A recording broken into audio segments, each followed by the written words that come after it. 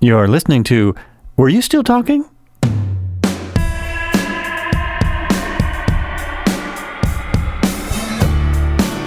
So, let me try this. Actually rehearse this a little bit. Today in my studio, I have Bruce Burchmore, a friend that I've known for a really long time. Bruce is a writer, producer, director, musician, Pilates instructor, and he's one of the things we're going to talk about is a documentary film, or maybe several documentary films that he's working on, and what it takes to do that. And those are about an instrument called the harpsichord, which I know very little about, so I'm going to learn about it along with everyone else listening. It's a pretty incredible instrument, history, all that kind of stuff. Hey, Bruce, welcome to the podcast. Wish you were here. Joel, good to talk to you. How are you? I'm doing well. It's really awesome to talk to you. It's just, it's killer. It's one of the reasons I started a podcast, so I can talk to people I never talked to. Yeah, no, it's we don't normally talk like this, so it's good to kind of catch up and see what's going on, shoot the shit a little bit. Yeah, it's awesome, totally awesome. So you were just telling me you are still doing Pilates, and even in a big way. Well, yeah, I mean, it's what I've been doing for my entire professional career. Going on 25 years now, and it's gone through a sort of a fluctuation of activity and regarding sort of my interests. How I like to spend my time, what I do with other aspects of my life, and I've always tried to coordinate other interests around, my continual need to make money. So that's so I've gone through a lot of different phases with the Pilates business, and a lot of that just has to do with staying in touch with trends, workout trends, physical trends, as far as what's the big rage right now. And when I first started, many years ago, back in the 90s, Pilates was this sort of up and coming thing. So I caught that wave right at the right time, and allowed me to, have a very interesting and successful career. Yeah, when I started taking lessons from Bruce a long time ago, and he was nice enough to put me through an instructorship and let me do some instructing with him. And when I started, I had never heard of Pilates, and suddenly 2 weeks later, it's everywhere, Pilates and yoga lattes and on and on and on. Do you ever get frustrated with the watering down of Pilates, or the different uses of the word, I guess I could say? Not so much anymore. There was a time that it really, chapped me a little bit. I didn't see the reasoning for it. I thought that it was wholly unnecessary, because the original Pilates method, when understood well and executed well, it's one-stop shopping. I mean, you don't really need to invent anything new for it. Right. So it always, rubbed me the wrong way, that it just seemed like brazen attempts at marketing for certain individuals who wanted to continue calling something Pilates, but then either putting their own name on it or hybridizing the word with yoga or yoga. But I've kind of softened on that opinion a little bit, because my firm belief is that even if it's a bad workout, it's still a pretty good workout, because it's better than no workout. Right. Oh, well, that's true. Yeah. I guess it's better than doing nothing. It's better than doing nothing. So even a bad workout's a great workout, and if a person just gets up and takes a walk around the block, that's something to be said for that. It's just that the true Pilates method, when done correctly and faithfully and frequently, you can't really get into better shape. That's true. It's pretty amazing. Yeah. Wish I could do it. Yeah, I wish you could too. I hear you. You've had a little bit of some issues with your lower back. Is that right? Yeah, I've had some big issues with my back. First, I had shoulder issues, and it was painful to do anything. And then more recently, I've had back issues. It's gotten a lot better, but so maybe I can start doing. I can walk around the block again, and that was difficult for a long time. So that's helpful. Right. At least I can do something. Yeah. So this you're doing a documentary on Scott Ross. Yes. How did that come about? First, where'd you get the inspiration, and then I want to ask you about Scott Ross himself. And oh, sure, yeah. Well, I mean, I can probably answer a lot of questions with my reasoning for why I did it in the first place, which basically was that I guess it was due to the kind of the finding myself in this world of Netflix and documentary filmmaking and things like that. And there seemed to be a lot of interesting content about musical figures, past and present. And it made me think about Scott Ross, who I'd always admired his work as a music student, going to USC and other fine institutions, studying the early music, as it's called, or the ancient music, which basically is a devoted research to music, basically anything before Mozart. Mozart is considered highly modern if you compare it to everything that came before it. Okay. Okay. So, that's the era in which the harpsichord lives, in which it came from, and the instruments that I was studying, like the lute and other kind of plucked stringed instruments, kind of fall within the same aesthetic of sound and compositional style, 17th and 18th century compositions. So I already knew about Scott Ross quite well, in addition to, basically anybody who recorded for that instrument. But his story was, in my limited knowledge when I first dreamed up this whole thing, was rather compelling. It sounds amazing. A virtuoso as a child, teenager, taken to France by his mother, who was kind of in looking herself for kind of the next thing in her life. Their whole family seemed to be on this plateau, in kind of a standstill due to the death of her husband, Scott's father. So they find themselves in France when he's around 14, about to turn 15, and just due to some happenstance, random sequence of events, he ends up staying there and studying music, kind of at college level. And quite soon after that, he began a quite reputable career as a recording artist and a soloist and a performing harpsichordist. So it's that biography, which is also peppered with other kinds of strange facts and sort of eye-opening, eye-popping kinds of facts as well, which I won't really go into now because I don't want to give it away. Mm-hmm. But it just kind of sucked me in, and it continues to do so. We've been working on it about 5 years now. You've been working on it 5 years, and you've gone to several different places in America, and you've gone to, how many countries have you visited? Let's see. I think we visited, excluding America, because I'm already here. We went to Canada, we went to France, we went to Belgium, we went to Holland, and we went to Germany. So that's 6. Wow. And mostly for the Scott Ross story. One of the things that occurred to me quite early on, before we even left the United States the first time. Our first trip was in France. We went to France for 5 weeks.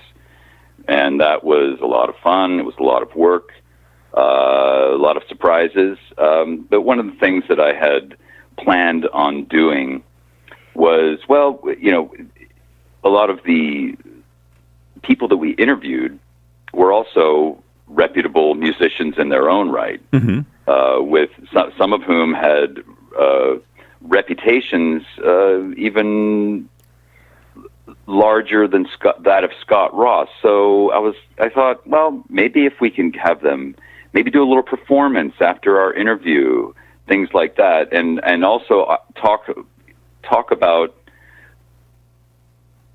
just musical subjects. Uh-huh. I thought then, well, maybe at the end of the production, we'll have maybe enough material that I can then do a separate documentary on just the instrument, the harpsichord, and its history and its music, and the great composers that wrote for it, and the great players who played it both historically and still alive today, and just kind of run through that timeline in an interesting way that you could do with such a unknown instrument that really needs a little bit of warming up to the public, and I think there's a way to do that. Definitely, because the music's amazing. So the best of the music is on par with any great composition that we know about. And what little I've learned about the harpsichord, just from following along on your adventures, it's a pretty incredible history. For instance, most people listening probably don't know how old it is, and that it predates the piano. When did harpsichords appear in history? Well, that's a little bit fuzzy. There are written descriptions of the harpsichord dating back to the 14th century. Wow. No instruments from that period survive, and it's a little bit of conjecture. It's up to conjecture at that point as to sort of the range of the instrument, how big it was, what it was used for, etc. But what we do know is that there is not really any surviving music for it until we get to basically the very end of the 15th century, which is also coincidentally when we first see our first surviving instrument. But the theory behind it goes back 100 years before that, and likely even before that. So and we've heard many different explanations as to the inspiration for the instrument. But obviously it's a keyboard instrument. And keyboard instruments had been around before the harpsichord, the organ most notably, and that's a rather old instrument. Oh, okay. So the idea of producing sound by hitting keys was not new by the end of the 14th century, when we start to hear these first descriptions of the possibilities for their construction. There was even some interesting theoretical discussion of different types of methods or technical considerations of how the instrument would be built and how it would kind of produce the sound. There was a description of using like a hydraulic system, using literally water to power the instrument. Wow. By the same writer, he even came up with a theoretical instrument using different sized pigs, which this is true. So you'd hit the key, which was then attached to a series of levers, and at the very end of it was like a thumbtack, which would then plink the pig, and who would squeal, hopefully on pitch. That doesn't sound real. So I found that at the very least, these early writers had a really good sense of humor. I think they did. So yeah, Either they were very have the creative, or description they thought, of wow, a 700 years from pig now, people are going to harpsichord. really be cracking up at this. Yes, exactly. But the heyday of the instrument was kind of coincided with the advent of music printing. So okay. We're talking the middle of the 16th century, and the techniques of printing music were far being improved greatly, and then the instrument just kind of went through this increasing fascination over the end of the 16th century into the 17th century, when it finally a couple of different things happen. We finally see the first big center of harpsichord manufacture, even by hand, of course. These are all handmade instruments in workshops with dedicated craftsmen who eventually took it to the highest level that we will ever see. And the first big center was Antwerp in what is now Belgium, by a family of makers called the Rookers family. And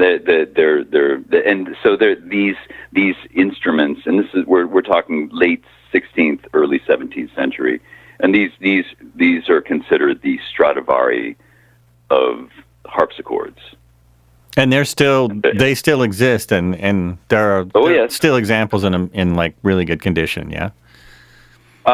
Yes, there are some examples which are in perfect original playable condition, and there are a lot of examples at the other end of that spectrum where we just have bits and pieces. They're worm-eaten. We just have the soundboard, which is falling apart. It looks like if you sneezed on it, it would just crumble. Things like that. So, the care of harpsichords, which is another sort of topic unto itself. It just depends on what the instrument went through, how it was stored, and obviously the most important thing is if it was continually played, because as a wooden musical instrument they kind of die if they sit there too long without being touched. Guitars, violins. So they they need to be played in order to survive. Yeah, because of the vibrations going through the wood. And that's what keeps that wood alive, literally. So once it's like Rip Van Winkle, once it goes to sleep for too long, it's kind of hard to wake it back up. Oh, interesting. Well, yeah, it just gets sad, I think, from not being played. Sure. Is there any particular trip that stands out, or I know they all do. I got to tell you, Joel, they were all. It didn't matter where we went. As you mentioned, our mutual friend Jon Griffin, whose expertise has really helped make this process rather fantastic, let alone just bearable. To sort of be traveling for as long as we sometimes do. Right. He's a great guy to be around. He never lets you down as far as like delivering the goods. He always sets the cameras up. His filming is impeccable, and it just keeps getting better. His knowledge of audio recording and where to place microphones and things like that when we'd have our performance, say. Always coming through with really great footage and audio recording. So it's always been a really satisfying experience. The workload sometimes is overwhelming. Sometimes where it's like kind of like when a band shows up in a town to play and then they don't have a concert for another 2 days. They're trying to find the next gig. And you just kind of try to make the most of that time, whether it's just doing some sightseeing, obviously, when you're in a place like Paris, you just walk out on the sidewalk and there's a cafe, and pretty soon, you're drinking beer at 1 PM, and it's great. And the food and the people and the different just the different aspects of visiting another country. Everybody's still just good old people, but right. It's like John Travolta said in Pulp Fiction. It's just the little subtle differences. And I didn't go to McDonald's. And I didn't have a Royale. I was trying to resist that one. You didn't have a Royale. Thank God. I didn't have Royale. Yeah, there's a nasty McDonald's story in my last podcast. But exactly. So no we went up to the Bay Area just to go to San Francisco. There's a couple of interesting individuals up there, harpsichordists and friends of Scott Ross, and there's one of the most reputable harpsichord builders in the whole world is in Berkeley. Oh, wow.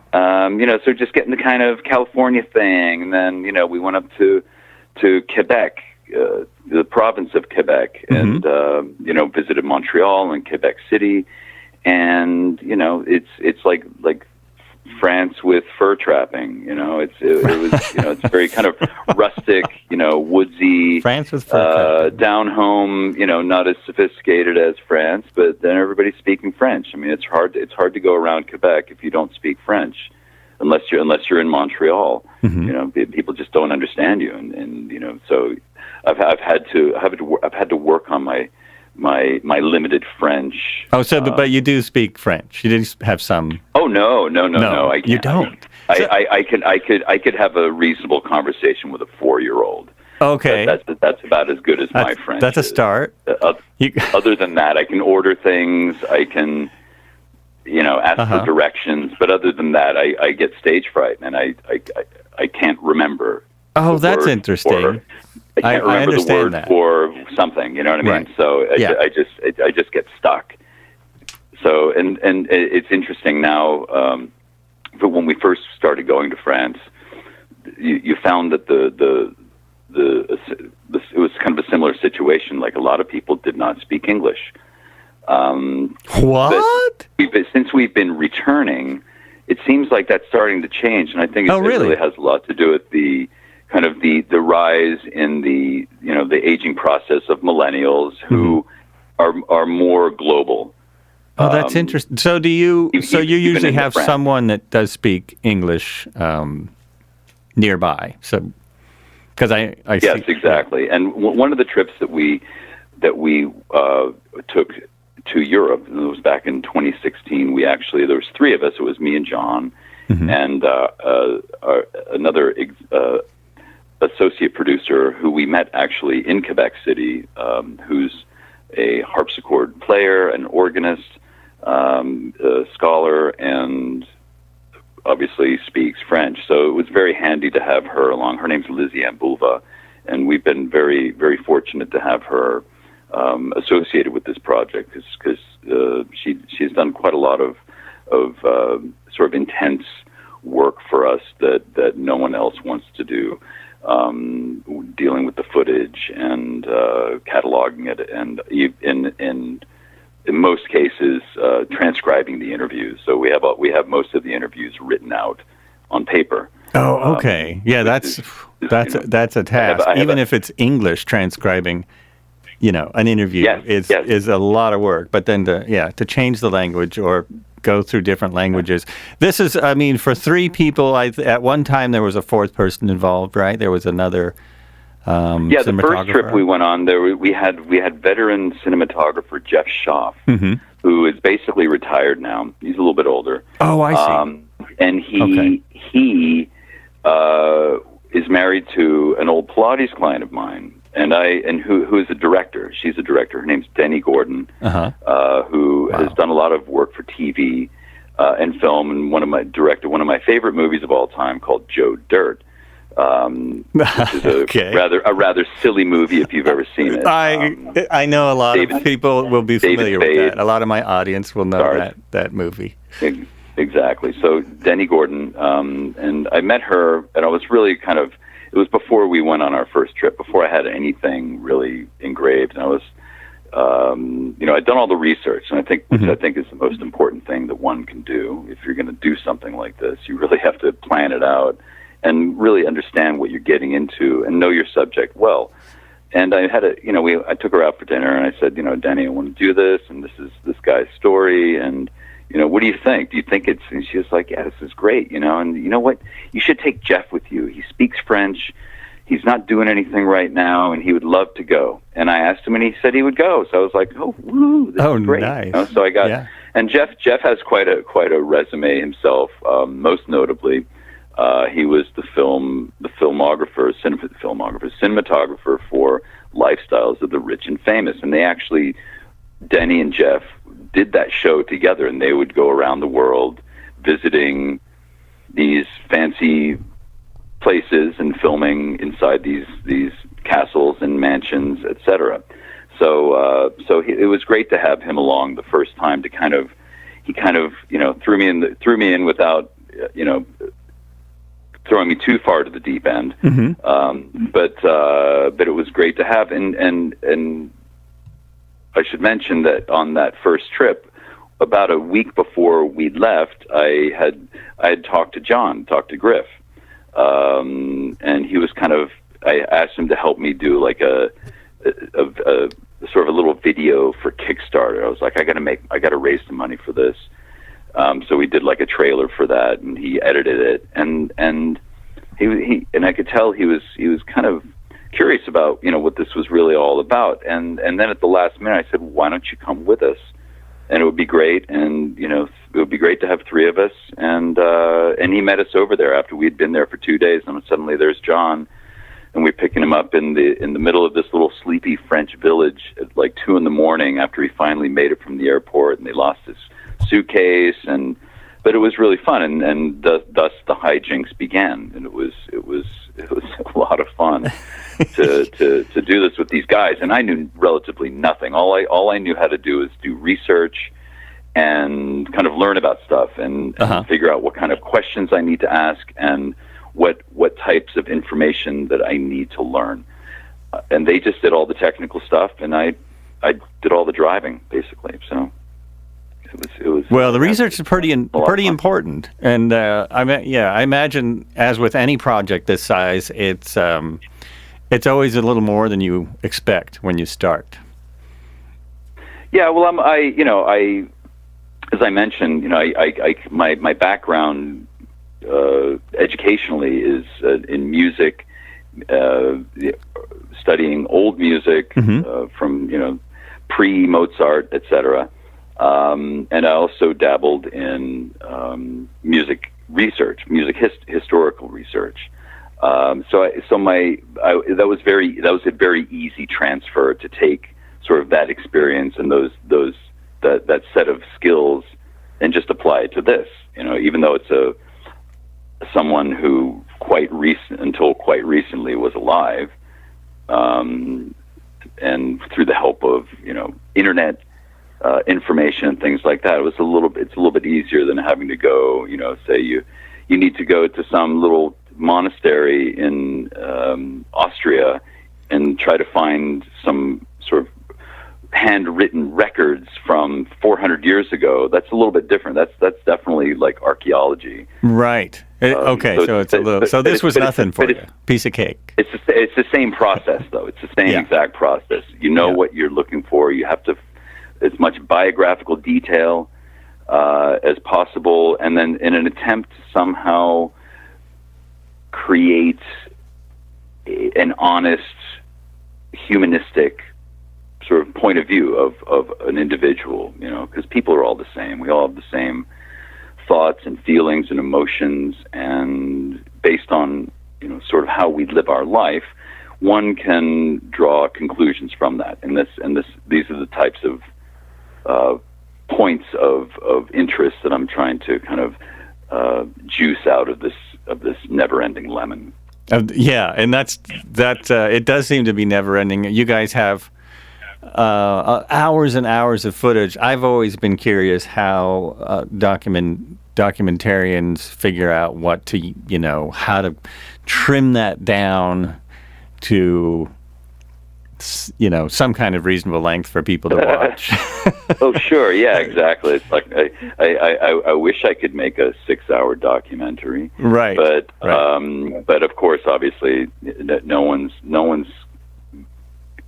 I mean, it just doesn't exist. I'm just being facetious, but yes, to take. I think we have something like probably 300 hours of material. Wow. And to turn that into 45 minutes or so, 90 minutes mm-hmm. To 120 minutes. That's that can be challenging, of course. Even if I used 1 minute per person that we interviewed, that would be over 2 hours right there. So it's like, okay, how am I going to do this? Plus, there's going to be narration, plus all the musical examples. Wow. It's a lot, but thanks to, as I had mentioned, the transcription of the interviews helps to kind of find the information that I may or may not have forgotten about.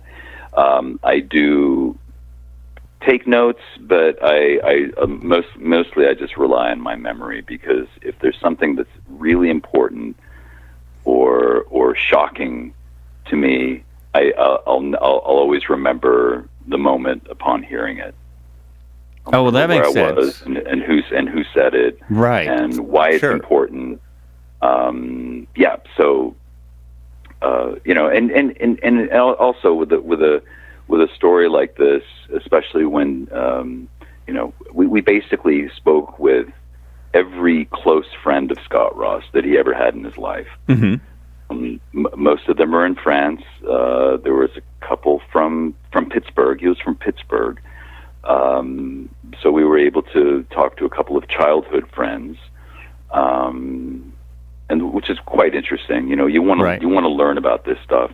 Sort of what life was like when he, before he was this sort of, had this huge ambition to be, this world-class musician when he's only 10 years old. I want to know about that kind of thing. And of course, we were able to get a hold of his brother, who, for various reasons, was not making himself exactly accessible. Uh-huh. But we finally accessed him, and that was very interesting. We went up to see him where he lives in the top of Michigan. And he lives a very quiet life up there on the shores of Lake Superior. So that, we John and I went up there last April. Last April, I thought that was kind of recent. Which was again, it's important to go see these people and to learn about them and to learn all the information that I need to know. But at the same time, I had never been to that part of the world before, and It was fascinating. It was, even though there was nothing there. There was like 40 people in the whole town. Oh, wow. So but it was definitely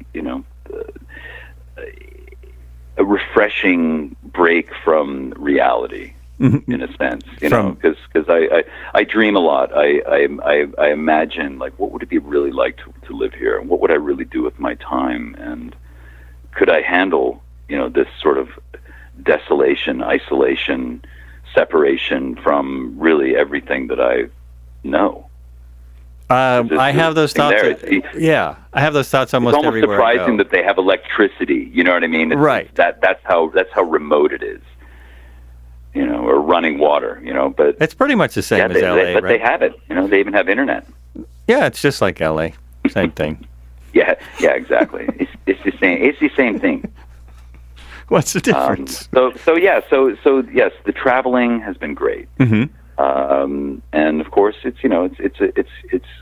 hugely satisfying to be able to visit foreign countries and really soak up the atmosphere and the people and the food, all under the guise of, hey, I'm working. I'm over here doing this thing, but it doesn't feel that way. It doesn't feel like work. And Right. I've always tried to make my life that way. I've always tried to make, like, as a Pilates teacher, it doesn't feel like work to me. It's just something that I love to do. Right. Yeah, I've tried that too. It just hasn't worked out. So I'm trying again, doing a podcast. Okay. Well, you know, I mean, there's no rhyme or reason to anything. I think it really comes from just within, you know, being happy. That's helpful. Happy people do happy things. Yeah, that's true. So you guys have spent a lot of time at the chateau where he lived for a long time. Can you say anything about the chateau? That's an interesting kind of side story unto itself, like how he arrived, or how he came to actually live in this castle in southwestern France in a little village called Assas, which is about 15 miles or so outside of Montpellier, which is down on the Mediterranean, quite close to Spain, the Spanish border. So it's right there at the bottom of the country, but over on the left-hand side, if you're looking at a map. But prior to that, he was finishing his studies at the other end of the Mediterranean on the French coast in Nice. So anyway, long story short, he ends up visiting the chateau because he was informed of the fact that the family that lived there possessed an original 18th century harpsichord that was in working order, that was functioning and apparently played quite well. So he went on a little pilgrimage to go visit and hopefully play upon it. He was received by the chatelaine, as she would be known, or the lady of the castle, who was a widow with 3 adult daughters who did not live in the region. They were off with their families, you know, living their lives. Right. So she was quite alone and quite impressed by young Scott, who at this point would have been about 17. He had resolved to stay in France, which was not pleasing to his mother. And that's a completely different sort of side story, one which leads to a very dramatic and unfortunate conclusion. But he got to play the instrument and impressed and charmed the widow lady to the point where she invited him to live there. As long as he wanted, whenever he wanted, he was always welcome. And he apparently took her up on it. So we see that this is really the beginning of his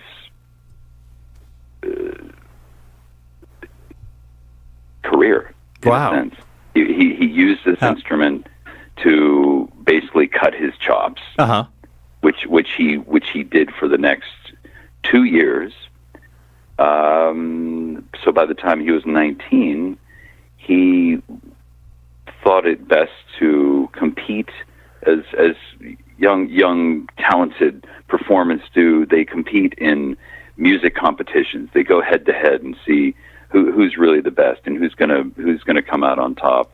In the world of the harpsichord, it doesn't sound quite common.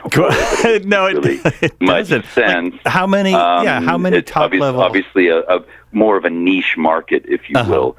But he went off up to Bruges in Belgium, and competed in the harpsichord competition that they hold there periodically, and he won first prize. And he was the first person to ever win the first prize, even though this was, I think, only the 4th year that it had been done. And obviously, he was the youngest person to win first prize because no one had really won first prize before that. And the general age of competitors up to that point, you know, I think the youngest people would have been maybe in their mid-30s. And he's 17. Which is like he was 19. 19. Okay. He was 19. He's 19 at this point. He showed this obvious talent, this obvious moxie, this American, and it really comes back to sort of like the way the Americans conduct business and handle themselves in the world, regardless of the place where they happen to be, which might have a different tradition of doing things. France is definitely more slowly paced, more guarded of a type of society. It's not as there's freedom in sort of artistic expression and things like that, but the way that things are done, sort of politically, like culturally, politically, how you would approach somebody or ask them if you wanted to do something. And Americans just kind of make up their mind and they go and do it. And I was accused of that by the present Chatelaine, who is the daughter of Scott Ross's Chatelaine, when we announced that we would be, liking to come over and visit, and she responded, yes, that'd be great. And we just sort of, that was pretty much the end of the contact, and then we just sort of showed up, which was quite surprising to them. They thought that there would be more sort of time to prepare and greet us and things like that. We just sort of show up on their doorstep, knocking on the door. Here we are, and they found that quite strange. And and to me, it was just business as usual. This is what you do. I said I was coming. Right. Here I am. Here I am. What's the big deal? So anyway, so that's sort of like how Scott sort of conducted himself in this sort of European fantasy land where he lived.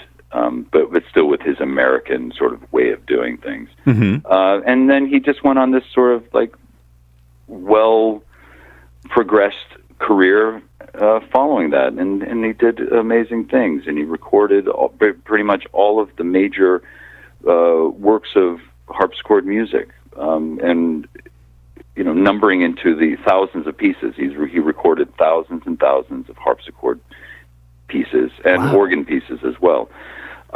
So he could play basically everything from memory, and if he didn't know the piece already, he could sight read it perfectly the first time. You just stick music in front of him, didn't matter what it was, he would play it, and pretty much free of mistakes, and rather full of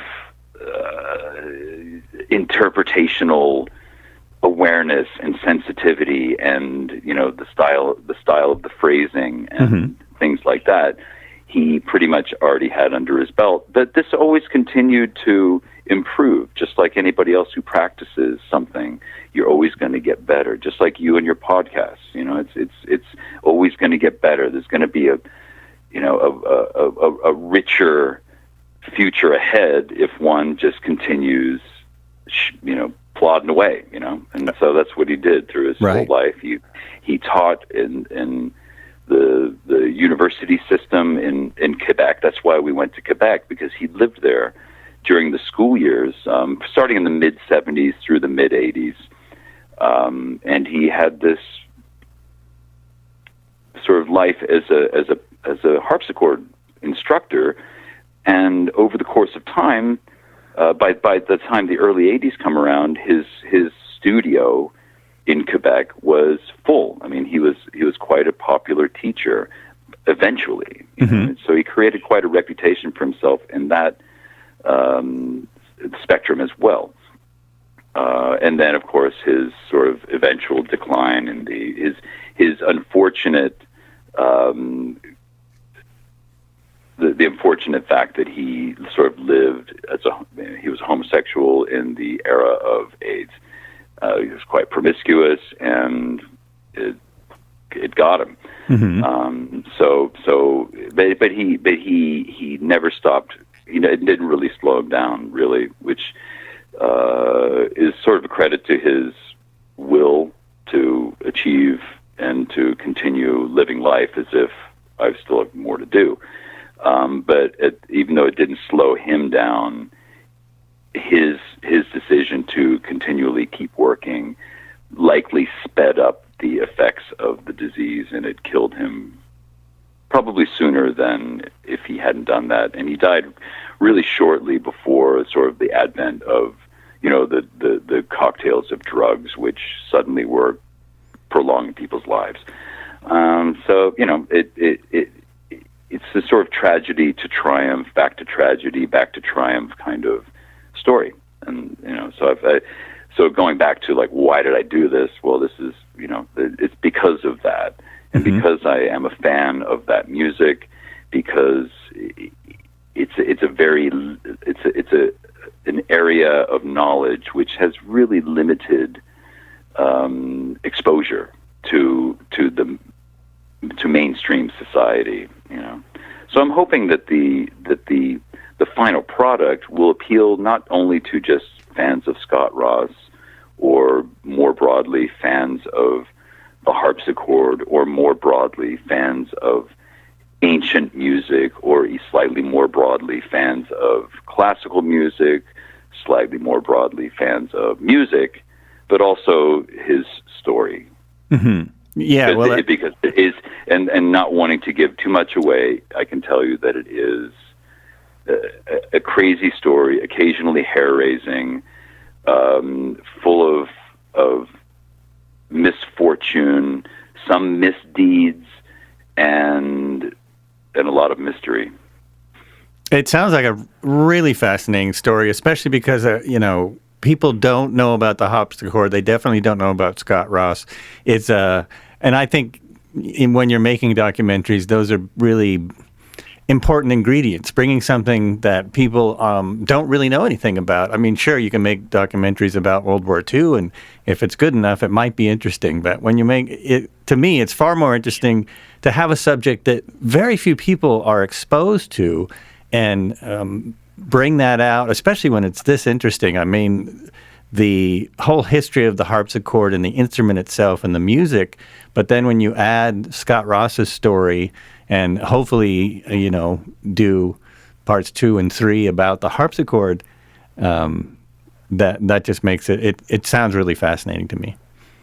Oh, thanks, Joel. Yeah, I mean, like you say, World War II, right? I mean, I've always joked that, like, basically anything with Nazis in it somehow is appealing. People want to watch it, even if it's a movie or a documentary, right. For whatever reason. It still retains this sort of strange fascination for a lot of people. And I can tell you with glee and pride that there even is a Nazi aspect to the Scott Ross story. So I can't tell you what it is. Oh, well, there you go. It actually is concerned with. I actually will tell you. So the chateau, which we had just discussed, before it was owned by this family, who Scott Ross came to know, the widowed Chatelaine, was actually during the end of World War II. It was commandeered by the Nazis, and they used it actually as a command point and post, and also a lookout point, because it's very high, as most castles, historical castles, tend to be. They're always on the very highest ground in the region where they happen to be. Kind of makes sense. You can always see who's coming. Right. And from the rooftop of this chateau, you can actually see the Mediterranean Sea. Wow. And with the naked eye, you can see the coastline. And so obviously with a pair of really strong binoculars, you can see farther than that. And this was at the time when the Nazis had no inkling of where. They knew they were going to be invaded. They knew it was happening soon. But they didn't know, would it come from the south, from the Mediterranean, or would it come from the Atlantic, where the Americans eventually said, "Surprise!" Right. So they were in the chateau. We actually found upstairs in one of the sort of a closet, there was a wax seal embossed with a swastika. That they had gone around the entire place, sort of sealing off all of the doors and putting these wax. Interesting. Bits of wax on the crack of the door, so if someone opened it, they would know. Oh, that's spy trick. It was still there. There's a swastika. It had a little crack in it because someone had opened it, but it was still on there. So yeah, Nazis. Well, And yeah. Beatles. So if you've it's got the Nazis, Beatles in it or Nazis, and- just got to try to figure out how to combine and make a movie that has Nazis and Beatles in it. That will sell. that'll do it. Maybe if you just pan by a Beatles album somewhere. Exactly. That's all you need. It'll, Actually, Scott Ross in his sort of most flamboyant phase in the early '70s, he actually looked like sort of late Beatles John Lennon with the long hair, huge beard, and the little granny glasses. So there you go. So we got Beatles, we got Nazis, we got Scott Ross, we got harpsichord. What more could a girl want? Nothing. It's done. So, and that'll be out September? Tomorrow. Tomorrow. All right. That's fantastic. Yeah, no, this has taken longer than I wanted. But at the same time, that something like this really can't be rushed. Mm-hmm. Given my limited expertise, I thought it would be better to take my time doing it than to try to do something within a year and have it come out crabby. Well, and I don't, or half baked. You know what I mean? I don't. Yeah. It's got to be at least 3/4 baked. I don't think there's many documentaries that are done in a year. It does take time, and especially when you maybe don't. You are kind of starting where you're starting, so. It's just I think it's very normal. A lot of documentaries are a 10-year project, so sure, you're doing pretty good. I know you have at least one more trip planned. Well, yeah, I mean, every time we finish up, we go, okay, that's it. This is done. We got to finish this up. And then something always happens, it's like, Pacino said, just when you think you're done, they drag you right back in. Oh, right. It kind of happened that way this year. I mean, last year I thought it was over. I thought, we're all finished up, no more, we have enough. We have plenty. Surely we can, make something with this. And lo and behold, suddenly Scott Ross's brother James comes out of the woodwork and agrees to see us. Well, that's a no-brainer there. We got to go. Hey, and all we have to do is just go over to Michigan. It's not like we have to fly out of the country or anything. It's going to be cheaper, which of course it was. I mean, it was so cheap by comparison. Something's happening with the phone. Oh shit! My phone is about to die, and I did it. Now I'm on a wired landline. So anyway, so when we were on this illustrious Michigan trip, we decided, well, there are actually other people in that region that we can go talk to. So after we went to see his brother up in Michigan, we drove down the other side of the lake to a place called Oberlin, Ohio, which is known for their music conservatory, and we spoke with the retired harpsichord professor there, after which we drove over to a place called Champaign-Urbana, Illinois, where we interviewed another harpsichord professor from the, I think, Illinois University or University of Northern Illinois, something like that, after which we drove up to Iowa City and we interviewed a harpsichord scholar of all people, a guy who's written books on the harpsichord and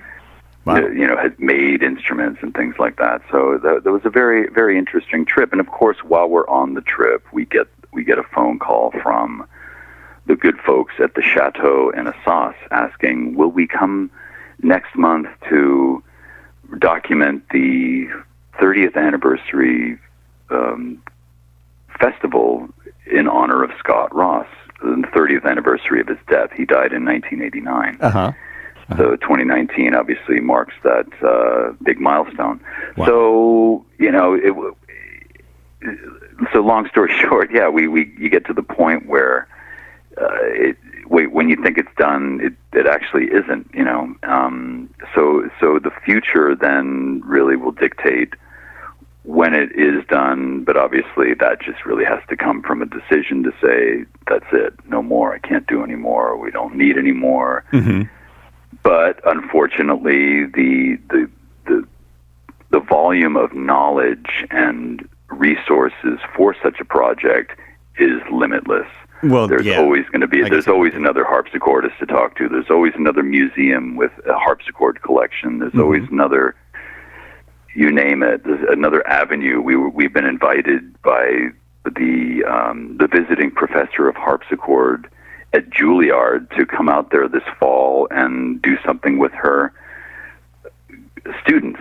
Oh, wow. Very, very interesting. Very interesting. So did she just hear about, like, through the harpsichord grapevine that you guys were doing this? And it's a woman. Her name is Beatrice Martin, or Martin from France. Mm-hmm. And we had interviewed her about 3 years ago when we visited Bruges in Belgium. Oh, okay. Where we actually documented, as I mentioned before, Scott had won a harpsichord competition when he was 19 and won first prize. Mm-hmm. They still continue to give this competition.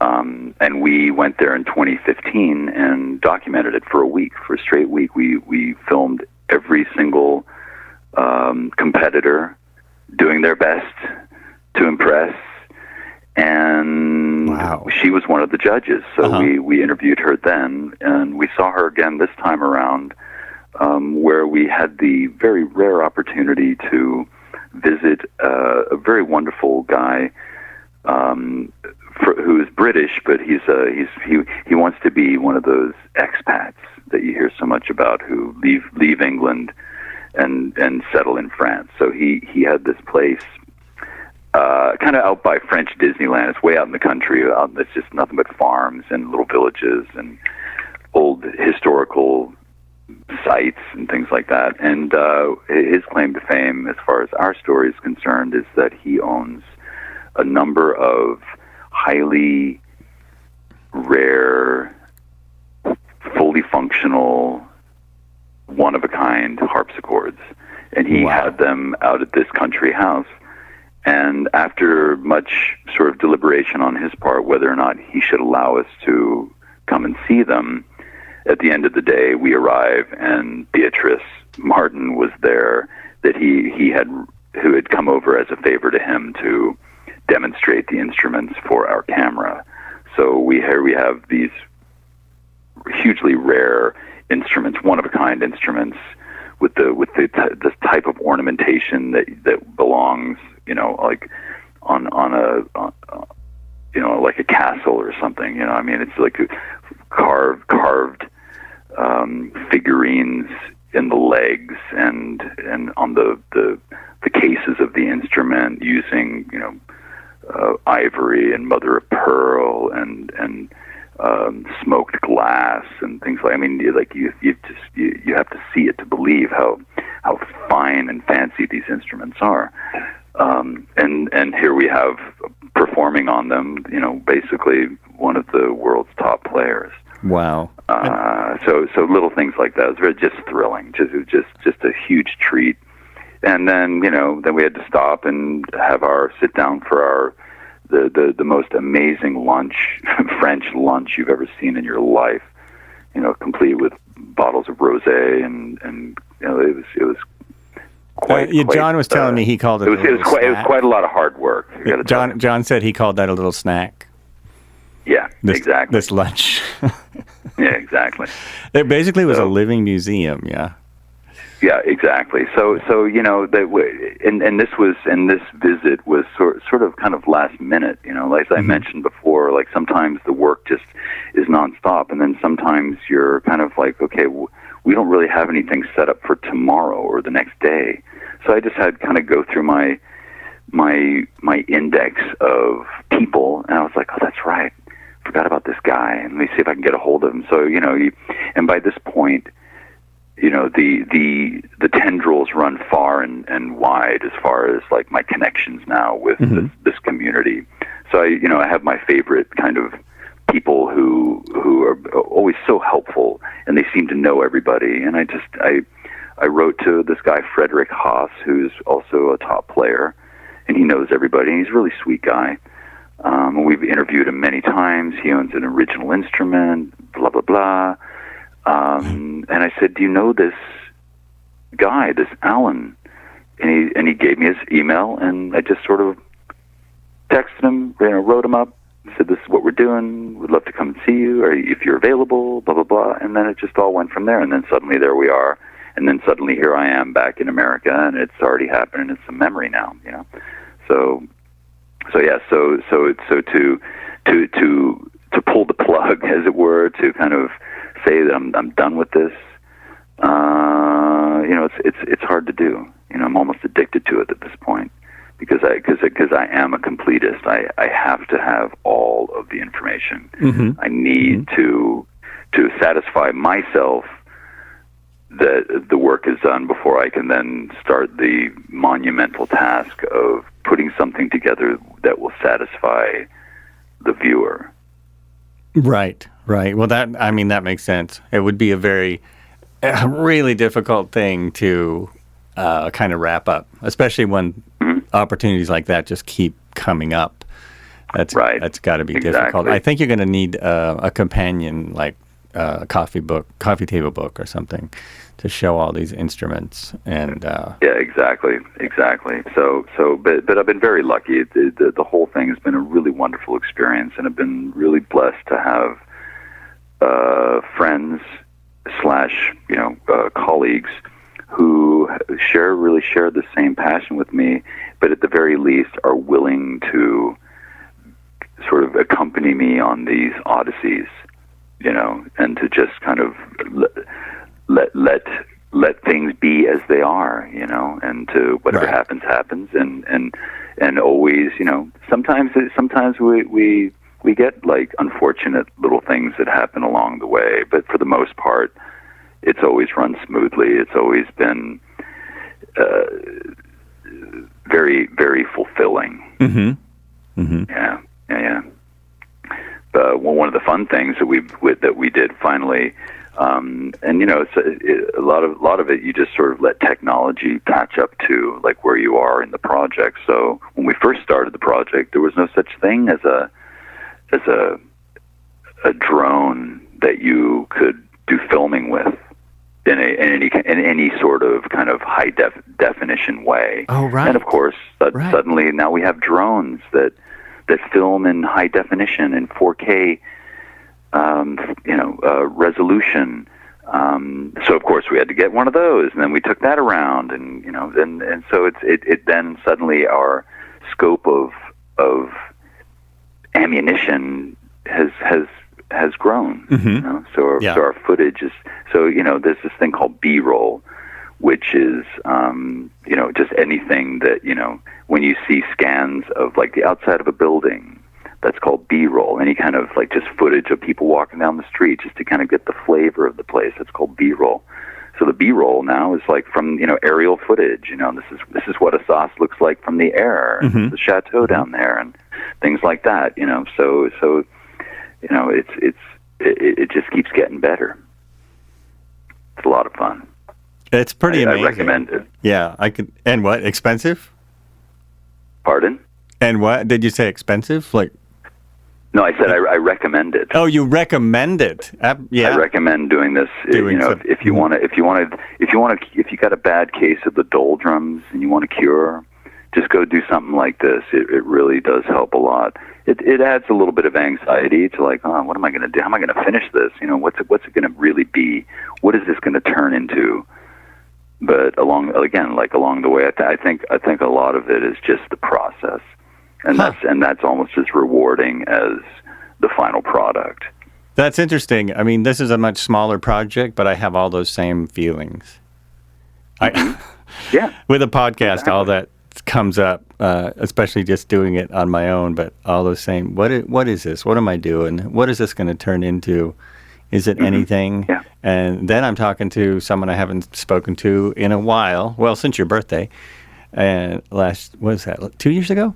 Oh, that's right. Yeah. No, that was last summer. That was last summer. Oh, man, time flies. But, yeah. It sure does. Musso and Frank's is still there. 100-year anniversary this year. Oh, my God. And it's disappointing. It's disappointing that, maybe not for them, but for us regulars who like it to be like sort of like this well-kept secret, that it's heavily featured in the new Quentin Tarantino movie Once Upon a Time in Hollywood. Oh man, don't you hate that? So I imagine that it's going to be really hard to get a seat at the bar. Yeah, that's from now probably on. True. Oh Yeah. Man. Oh, that's too bad. And I got to do a understand good that completely. Yeah, that's actually happening to the state that I live in. I mean, it used to be just kind of no one's really heard of Oregon, and now certain areas, I guess people have found out that this state exists, because there's a lot of nature areas that are very crowded and full of people from all over the world. Suddenly, it's like, what? Hey. What happened? Oh, really? It's not just Angelinos coming up there? Not just Angelinos anymore. Okay. When I moved here, that's what it was. When I first moved, There was a mass exodus from the California area. You know, the story was you sell a house in California, and you can buy a house and live the rest of your life. And it's probably still true to some extent, but too many of them came up. And Portland has been the highest real estate market at times, and right in the country. So we like our friend Jon. He did the same thing. Yeah, but he divested in L.A. and went up to sort of live a quasi semi-retirement while he plans the next phase of his life. Right. I'm glad I get to be one of the ones to kind of distract him and take him off to Europe and. It's great. I think that's really because he whenever he can't decide what to do next, he gets a bunch of offers and ends up having a ton of work. So yeah, that's how life works, right? Come on, just when I thought I was out, they keep pulling me back in. That's it. It's so true. It is so true. It is true. So is harpsichord? Is it or has it been bigger in Europe than the U.S.? Is it like? Oh God, yes. Yeah, I thought. Okay, so I mean, what's the biggest? Without saying, is France the biggest harpsichord center? I would say.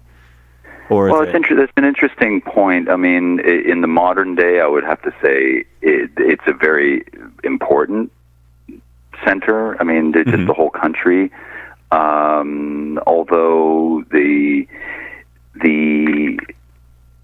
sort of from the educational standpoint, I would have to say that the Netherlands beats France. Oh, interesting. As far as its legacy and importance as a teaching center. Uh-huh. But historically, Paris. Basically the French were the last sort of civilization or country in the 18th century to cling on to that tradition, where in most other countries it was quite old-fashioned. Right, so we're talking about an instrument that had been around in sort of deep ways for 200 years. Eventually it becomes something where no matter how glorious and beautiful and reputable, young kids today, they don't want to play grandpa's harpsichord anymore. They want something different.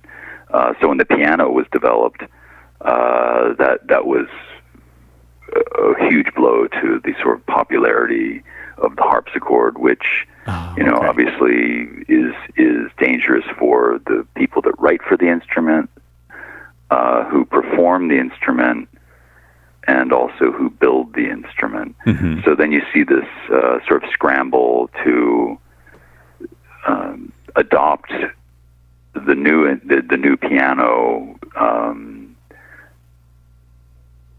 from especially builders. So the builders of harpsichords, basically, it's an obvious transition. I mean, it's the only thing different between the two instruments is the mechanism that creates the sound.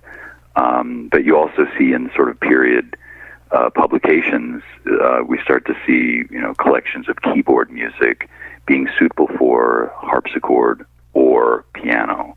So we start to see them composing music, which it's probably a little bit more like piano music, like the modern music. Mm-hmm. So it's really less complicated than your sort of high level harpsichord music. And it's very complicated music, and very the compositional style is more dense, whereas the new piano style is a little bit lighter,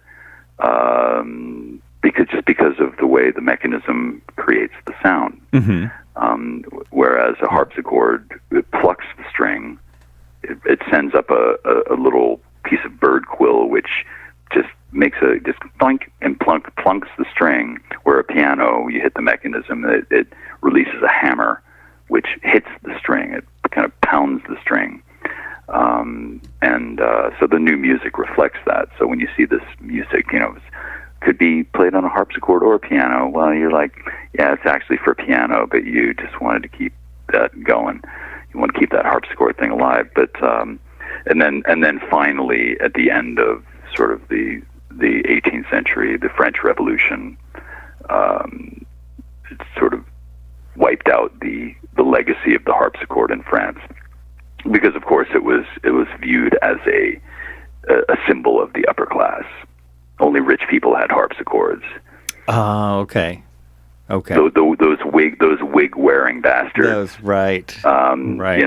So suddenly, if you did own instruments, if they were valuable, you would hide them, because they were often, I think every residence at some point in during that period, during the Revolution, was inspected, invaded, or sort of people would just come in and look around and take away anything that was a symbol of the aristocracy. Wow. And then confiscate. Yeah, it was just all confiscated. Uh-huh. So suddenly, if you were a harpsichordist or a harpsichord composer, you didn't write for that music anymore, or you didn't make those instruments anymore. And that's kind of that was sort of the death of the instrument in the sort of in the timeline of its disappearance, really. Like we don't hear from it pretty much through the 19th century, with rare exceptions. And then obviously a certain amount of time passed, that it then suddenly became this sort of historical curiosity. Oh yeah, that's right. What are these instruments? And I wonder what the music sounded like. And mm-hmm. and then we start to see people sort of trying to bring it back, like in sort of historically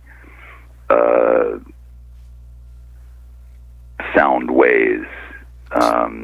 Over the course of time, when they first discovered it, it was just really like a curiosity, and I think the first instance of this would have been, I think, in around 1896, something like that, at the World Exposition in Paris, where they presented sort of historical things, things from many years ago, but mm-hmm. of French culture, and one of them was a harpsichord. And then suddenly, like, oh yeah, and it kind of went from there to the modern day, where we try to take care of the old instruments. You have builders who are living, who can make make new instruments based on old techniques, and come pretty darn close to making it perfect. Mm-hmm. There really are some talented builders out there these days, and there's more of them than you would ever imagine. Oh, really? There is a lot of people building new harpsichords. Yeah. Wow, that is surprising. Sure. That's something even in the States. Even in the States? Even in America. Uh-huh. Yeah, sure. Well, it's got to be an amazing craft. I mean, if you're interested in the harpsichord and you're interested in instrument building, that's got to be a really fun challenge to take on, if you Sure. have that kind of craftsmanship. Yeah, I mean, even if you don't, you can even buy a kit. Oh, can you? Where basically basically everything's already sort of all the wood is pre-cut, etc. You get your keyboard. Wow. They even give you a wire for the strings. and the jacks, which are, you know, the little mechanisms that go up and down, which attach to is the little bit of what historically would have been bird quill. Now if you buy a kit harpsichord, it's like a kind of plastic for the little quills to pluck the strings and things like that. And all you have to do is just have a basic knowledge of woodworking, you know, how to use glue and hammer nails and things like that, and you slap together your instrument. You can do it, you know. Wow, that's interesting. I know they sell, you can buy a guitar kit too, but you better know something about building a guitar. Yeah. You have to have at least a modicum of experience with you know, working with wood.